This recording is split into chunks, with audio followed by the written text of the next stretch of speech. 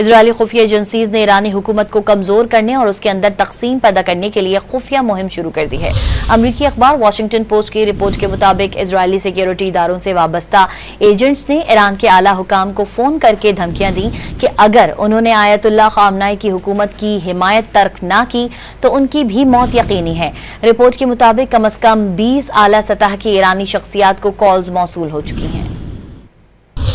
Israeli खुफिया agencies ने ईरानी हुकूमत को कमजोर करने और उसके अंदर तकसीम पैदा करने के लिए खुफिया मुहिम शुरू कर दी है।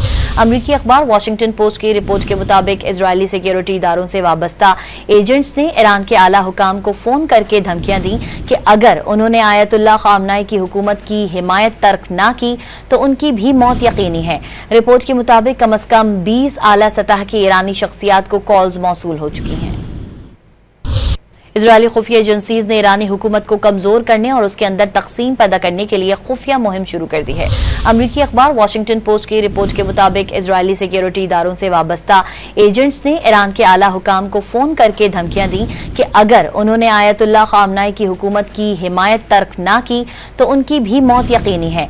रिपोर्ट के मुताबिक कम अज कम 20 आला सतह की ईरानी शख्सियात को कॉल्स मौसूल हो चुकी हैं।